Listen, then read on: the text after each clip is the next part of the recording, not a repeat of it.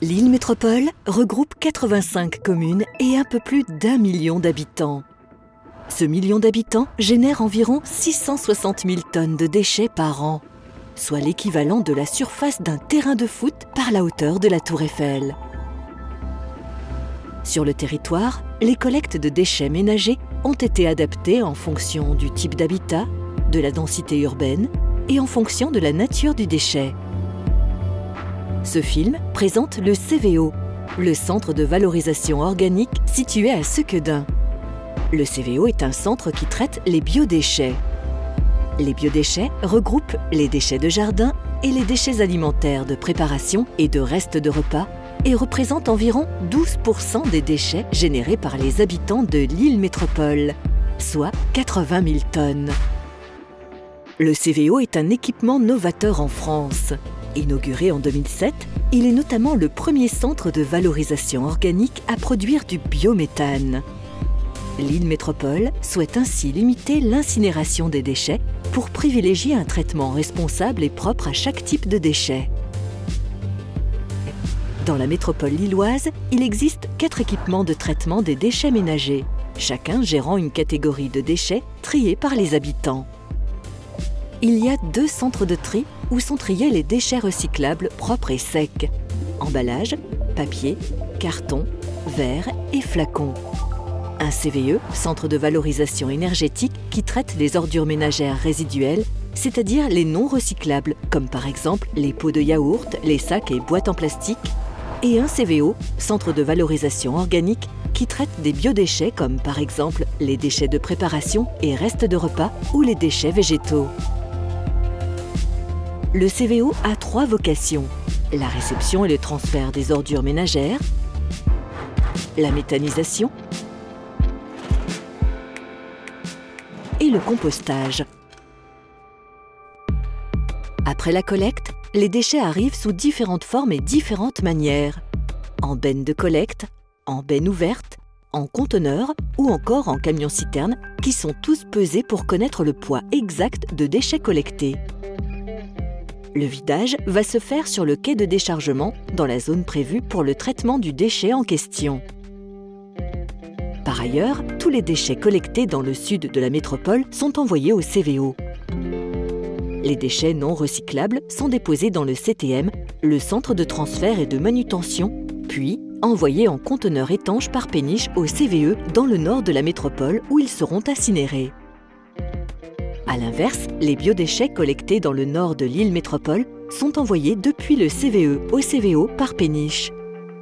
Le transfert fluvial évite d'encombrer les routes avec des camions et réduit l'impact sur l'environnement.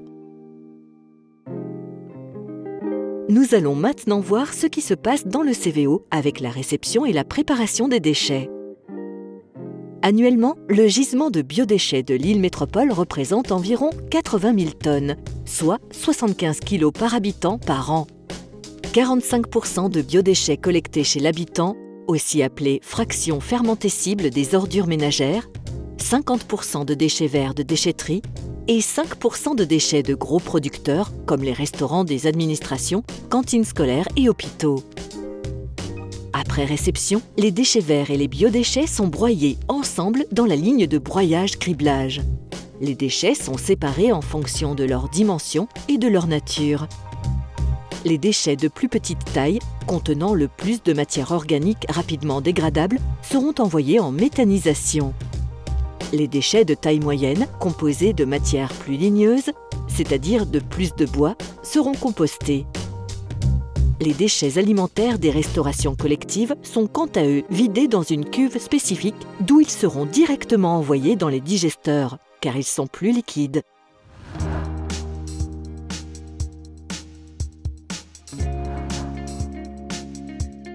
La méthanisation, c'est la création de biogaz. Le biogaz est créé par le traitement des biodéchets en l'absence d'oxygène. La réaction de méthanisation a lieu dans les 3 digesteurs de 2000 m3 chacun. Elle traite les petits déchets issus de la zone de préparation et les déchets des restaurations collectives. Dans les digesteurs, en absence d'oxygène, plusieurs grandes familles de bactéries sont à l'œuvre pour produire du biogaz. Le temps de séjour du déchet dans les digesteurs est d'environ 3 semaines. Les digesteurs fonctionnent comme un estomac. Ils produisent le digestat. Celui-ci contient beaucoup de matière organique et sera composté après la méthanisation. Ce procédé biologique nécessite un apport de chaleur extérieure afin que le digesteur atteigne une température entre 38 degrés et 57 degrés. Une fois produit, le biogaz est stocké dans un gazomètre. C'est une grande poche souple qui permet de réguler la production. Il est ensuite épuré afin de retirer le gaz carbonique et le sulfure d'hydrogène. Pour cela, il passe dans une tour de lavage où il sera mis en contact avec de l'eau, permettant au biogaz de passer d'une teneur en méthane d'environ 55% à 93%. Après séchage et odorisation, il est soumis à un contrôle qualité, puis est injecté dans le réseau de gaz naturel. Ainsi, le CVO peut fournir son biogaz de haute qualité à GRDF et Transpol.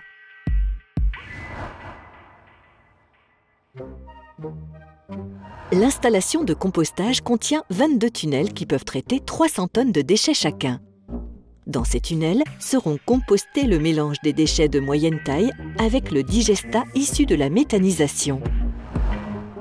Là encore, des bactéries sont à l'œuvre pour dégrader la matière et la transformer. Mais cette fois, la réaction se fait en présence d'oxygène.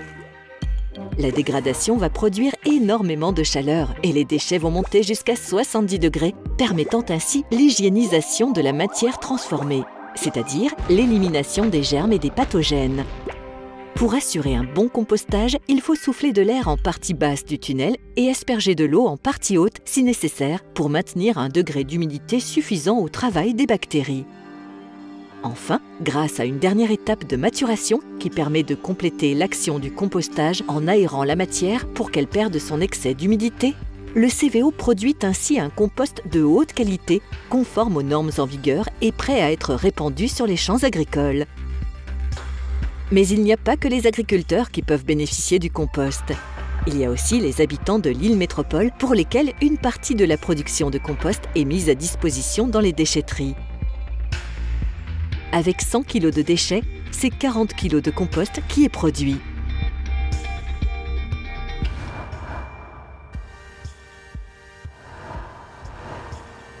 Dans tous les locaux, une ventilation spécifique permet de capter l'air et de le transporter vers sa zone de traitement, puis vers le biofiltre qui permet de détruire les molécules odorantes de manière naturelle. Les rejets en cheminée sont contrôlés par des nez électroniques qui mesurent en continu les niveaux d'odeur pouvant être émises par le site. Lille Métropole est devenue en 2012 la première collectivité exploitant un centre de valorisation organique à injecter du biométhane en France. On retrouve ce biogaz dans notre quotidien. C'est ce qui alimente notamment les bus de Transpol. Le compost, quant à lui, remplace les engrais chimiques et assure la croissance des plantes dans une démarche écologique. Cette valorisation des déchets organiques, démarche soutenue par Lille Métropole, est avant tout possible grâce à l'action de chacun, car c'est en triant nos déchets que nous pouvons agir ensemble pour protéger notre environnement au quotidien.